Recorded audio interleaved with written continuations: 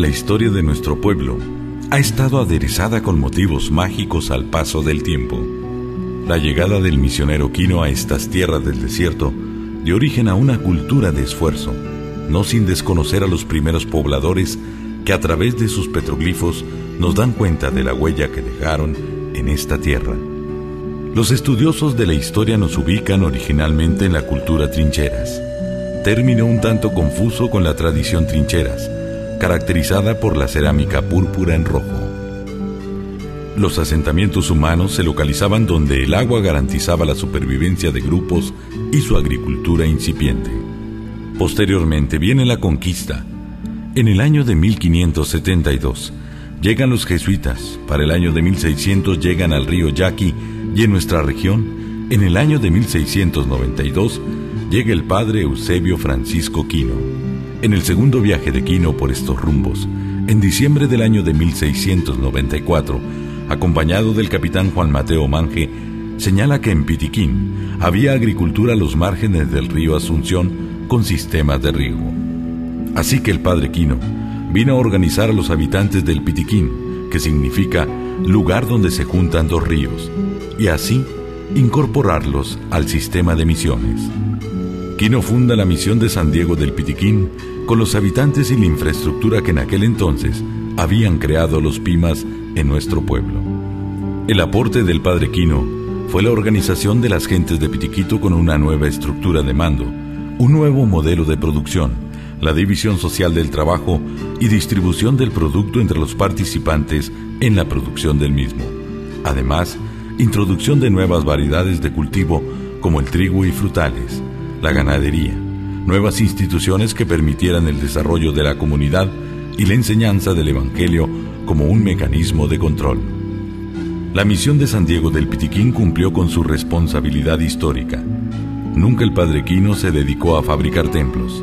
La iglesia del Pitiquín era un cuarto de adobe con una ramada, fabricada en 1706 por el padre Domingo Crescoli, traído por Quino con este objetivo. Arribamos al siglo XIX, con una nueva estructura económica y política en que los medios de producción, tierra y agua, habían sido concentrados en unas cuantas manos, siendo ya muy significativo la división de la sociedad en clases.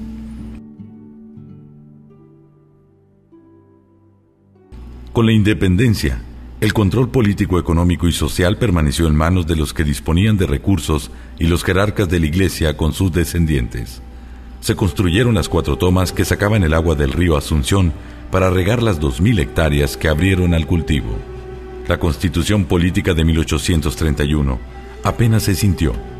La de 1857 estableció bases políticas para el desarrollo de nuestra región y aparecieron los primeros molinos de trigo teniendo como fuerza motriz el vapor. Por el año de 1910 se inicia la construcción de la Unión Molino Harinero de Cilindros Sociedad Anónima. Esto para la industrialización del trigo de la región que superaba a las 2.000 toneladas anuales. Pero también en la revolución participaron en forma activa en ambos bandos.